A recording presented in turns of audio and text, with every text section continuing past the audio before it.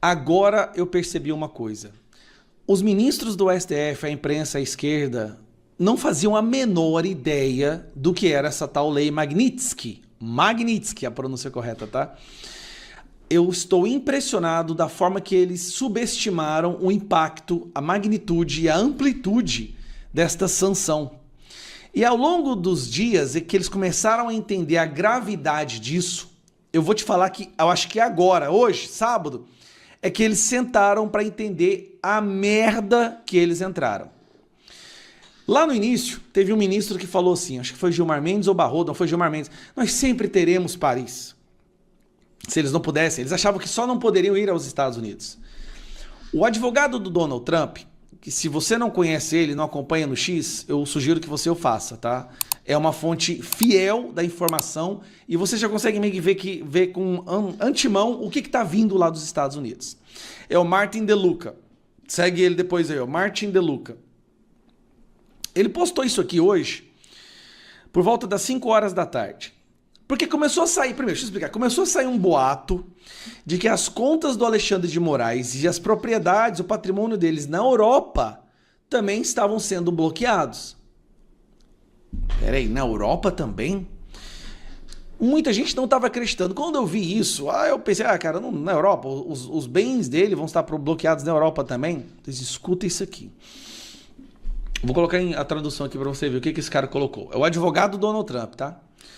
Bancos europeus estão supostamente congelando os ativos do Alexandre de Moraes após a imposição de sanções americanas. Surpreso? Não fique. Isso é normal. Bancos globais, especialmente na Europa, congelam ativos rotineiramente após a designação de sanções da OFAC, mesmo sem a ação da União Europeia. Por quê? Porque arriscar o acesso ao sistema do dólar americano é suicídio financeiro, que é um recado para os bancos brasileiros. Ao escolher entre Moraes e o acesso ao sistema financeiro americano, é seguro presumir que os bancos não escolherão Moraes. Durante anos, Moraes congelou os bens de vítimas que atacou por meio de discursos políticos postados online, inclusive por usuários americanos em território americano. Agora, ele está experimentando o próprio veneno. Bem-vindo às consequências reais das sanções dos Estados Unidos por violações repetidas e sistemáticas dos direitos humanos. Aí muita gente começou a encher o saco. Isso não é verdade. Ele foi e colocou isso daqui, ó. Tradução. Não só é verdade, como é prática padrão. Não só é verdade, como é prática padrão. O que dá para entender aqui? Gilmar Mendes, ele é praticamente... Ele mora em Portugal e nas horas vagas ele vem trabalhar no Brasil. A vida do Gilmar Mendes é em Portugal. O patrimônio do Gilmar Mendes está na Europa, está em Portugal. Portugal fica na Europa. Olha a gravidade. Gilmar Mendes, que era o que mais brigava, esbravejava, fez um discurso absurdo, xingando todo mundo, xingando Eduardo Bolsonaro, Paulo Figueiredo. O patrimônio dele fica na Europa. Gilmar Mendes é um cidadão português, quase um cidadão europeu. E ele é o cabeça disso tudo, tá? Diz as más línguas que ele que colocou o Alexandre de Moraes para ser a ponta de lança. Ó, você vai aí, rebenta todo mundo que nós segura aqui atrás. Será que vai continuar segurando? Essa informação, ela é gravíssima. Para esse grupo, ela é gravíssima. Eu não sabia disso. Os bancos da Europa também vão bloquear o cara. Os ministros do STF têm contas na Europa. Imagina uma coisa dessa, o cara tem dinheiro lá, vai ser bloqueado. Rapaz, o Gilmar Mendes, quando descobriu isso, ele deve ter pulado de uma altura, falou assim, onde foi que eu fui me meter? Não tem outra saída para esse pessoal. Eles podem esbravejar, eles podem fazer o que eles quiserem, como eu disse, podem prender algumas pessoas aqui, vai ter busca e apreensão, a gente já está esperando isso já é normal do Moraes. Mas as consequências das suas ações serão terríveis, drásticas, irreversíveis. Tudo pode voltar ao normal. Tudo. Na minha opinião, se o STF larga a mão do Moraes, deixa o Moraes quieto, Moraes vai ter que sair do STF, não tem como ele ficar mais, impossível. Eu acredito que tudo se acalma. Eu acredito que tudo pode voltar ao normal. Mas como vocês sabem, eles estão tão inebriados de poder há tanto tempo, cercado de um receptáculo de puxa-sacos impermeáveis, que eu acho que eles não vão ouvir mais nada da voz da razão. Vai ser terrível. Se tudo continuar nesse caminho, em breve nós teremos a maioria dos ministros da Suprema Corte brasileira sancionados por uma lei que foi criada para punir terroristas, traficantes e violadores de direitos humanos. Como que vai ficar a credibilidade dessa corte diante do mundo? É inegável que hoje a esquerda, a imprensa, os ministros do STF tremeram ao ver milhões de pessoas em várias, dezenas, se não centenas de cidades do Brasil. E assim, algo mudou, qualquer um pode perceber isso. Parece que o povo perdeu o medo e agora, meu amigo, ninguém segura esse movimento que está começando. Mas eu acho que isso não fez muito bem para a cabeça do Lula e para sua turma. Com certeza, ao ver milhões de pessoas indo para as ruas pedindo fora Lula, fora Moraes e sem medo de ir para as ruas, algo que eles fizeram de tudo para que isso não acontecesse e por isso fabricaram o 8 de janeiro, o Lula hoje basicamente declarou guerra com o Donald Trump. Não tem explicação, ele deve estar lelé da cuca. Primeiro, o presidente do partido, o novo presidente, que é o Edinho, disse isso aqui, ó. Trump é o maior líder fascista do século XXI, diz Edinho Silva. Edinho Silva, gente, é o novo presidente nacional do PT. Isso aqui tá chegando lá nos Estados Unidos agora, tá? O cara disse que, ó, nós estamos enfrentando o maior líder fascista do século XXI, que é Donald Trump. Ele é o representante do fascismo. Cara, esse cara tem noção do que ele tá aprontando com o Brasil? Calma, que isso foi só a entrada, só aperitivo. Lula tem dois momentos que chamou a atenção. Primeiro, ele admitindo que partidos de esquerda quer transformar o Brasil num socialismo. Presta atenção. É muito pouco para um partido de esquerda. Um partido de esquerda quer que o presidente diga que alcançar o socialismo. É verdade, eu sei que as pessoas pensam. Mas eu tenho uma coisa que o sindicato... A frase foi tão ruim, pegou tão mal, que a CNN teve que cortar ele na hora. Porque o Lula está admitindo que a esquerda quer implementar o socialismo no Brasil num evento do PT. Ah, e bem claro, esse evento é um evento só do PT. Obviamente, o Lula só vai falar para a claque dele. Aí a CNN teve que cortar. Essa edição do Agora CNN. Beleza, agora nós vamos para a próxima parte, que é essa aqui, ó. Cadê? Mas, obviamente... E aqui tá até com a legenda em inglês. Aqui, o Lula dobra a aposta. O Lula dá uma de Alexandre de Moraes e dobra a aposta para cima do Donald Trump. Sabe por quê? Primeiro ele fala que os Estados Unidos deu golpe no Brasil e depois ele fala que vai sim desdolarizar e acabar com o dólar. Obviamente que eu não vou deixar de compreender a importância da relação diplomática com os Estados Unidos, que já dura 201 anos. Eu não vou esquecer que eles também já deram o golpe aqui. Ajudaram a dar o golpe. Mas o que eu quero saber é daqui para frente o que é que eu faço. E daqui para frente eles têm que saber que nós temos o que negociar. Nós temos tamanho, nós temos postura, nós temos interesses econômicos e interesses políticos para negociar.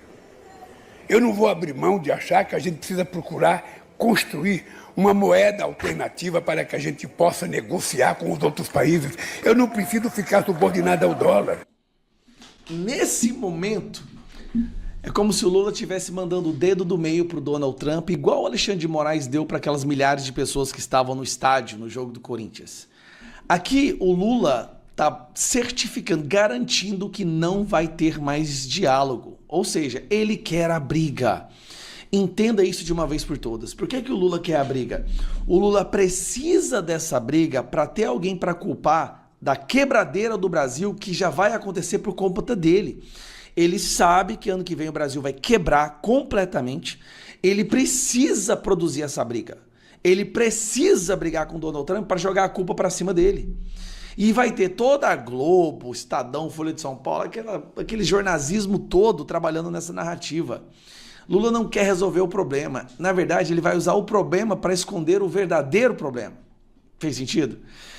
Aqui, meu amigo, o cara tá completamente Lelê da Silva. Assim, ele realmente não tá pensando bem. Ele deve ter visto essas milhões de pessoas nas ruas hoje e surtou.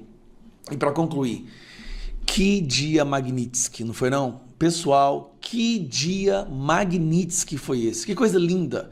Milhões de pessoas, as ruas. Goiânia, eu nunca vi tanta gente na rua em Goiânia. Foi impressionante. A tirania acabou. A gente só não pode ter medo novamente. Eu, sinceramente, não sei mais o que fazer. Isso aqui é urgente. Uma coisa eu tenho que falar do Alexandre de Moraes. Ele está nos ensinando que a perversidade, a maldade que um ser humano é capaz de ter e praticar é muito pior do que a gente via em filmes de ficção. A realidade que o Alexandre de Moraes está nos apresentando é pior do que os piores filmes e piores obras de literatura que a gente já leu. Há 2 dias eu mostrei para o Brasil essas imagens aqui que chocou todo mundo. São as imagens do Daniel Silveira, um preso político, o Magnitsky brasileiro, que fez uma cirurgia, teve infecção, a situação está piorando, a perna, olha a situação que a perna dele está. Eu mostrei isso aqui tem 2 dias. Pois escuta isso aqui, a situação do Daniel Silveira piorou muito hoje. Ele teve febre hoje 2 vezes, como vocês sabem, quando está com febre é porque tem uma infecção. E eu vi uma postagem do advogado dele, o Paulo Faria, e o Paulo Faria, eu comecei a conversar com ele, olha o desespero do advogado do Daniel Silveira. Ele falou assim, ó, estamos tentando no plantão do STF, até o oficial de justiça do STF estou pedindo ajuda, o médico pediu com urgência, ele está preocupado. Pode ter havido um derrame na perna dele e precisa verificar se é infeccioso ou não. Fazer exame de sangue e ressonância. Estamos apavorados, amigo. Já peticionamos no processo o parecer médico. E o parecer médico é esse daqui que eu quero mostrar para vocês. Ó. Cara, isso aqui é surreal. Ele mandou para o relator do Supremo Tribunal Federal, Alexandre de Moraes. Ele descreveu aqui exatamente o que o médico está falando que está acontecendo. Cara, eu sinceramente, eu tô chocado com o nível de maldade desse Alexandre de Moraes aqui. Olha isso daqui. Em 3 de agosto de 2025, a mãe do requerente, após fazer a visita ao seu filho, entrou em contato com a defesa para informar que o senhor Daniel Lúcio manteve um quadro febril por 2 dias, tem 2 dias.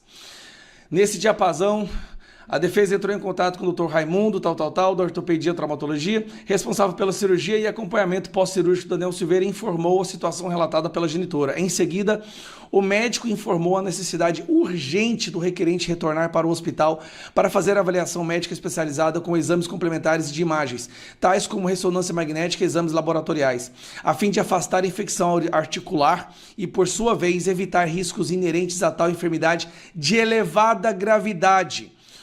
O advogado do Daniel Silveira peticionou isso, era 5 horas e 40 minutos e até agora nada.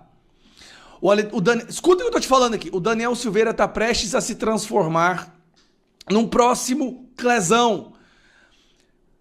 Pelo amor de Deus, gente. A gente usou o avião da FAB para trazer uma corrupta do Peru em asilo humanitário e nós temos um ex-deputado federal que por causa de um vídeo vai morrer na prisão.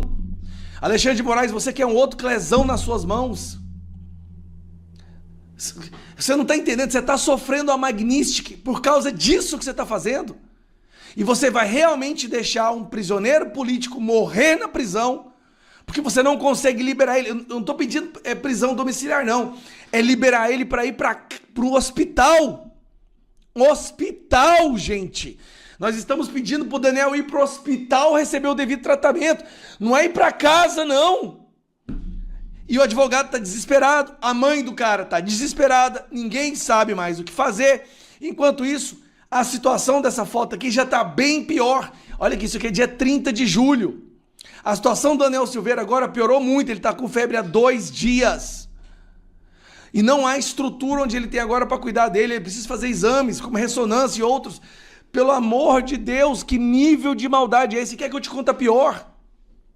O diretor do presídio entende que o Daniel Silveira precisa ir para o hospital, mas há um comando direto do Alexandre de Moraes, tirando a prerrogativa. Você sabia que isso é uma prerrogativa do diretor do presídio?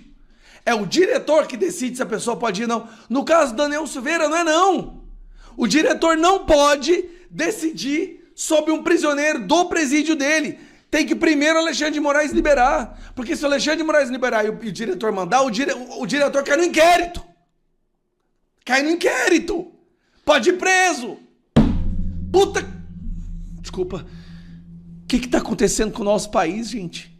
O que está acontecendo com o nosso país? Nós vamos ter mais um prisioneiro político mesmo? A situação do Daniel Silveira é essa? E ele finge que não está vendo, finge que não é com ele? O cara fez um vídeo, meu Deus! Um vídeo! Enquanto isso está soltando todos os corruptos do Brasil. Janones tapinha nas costas, assumiu que roubou. O outro gravou um vídeo e vai morrer na prisão.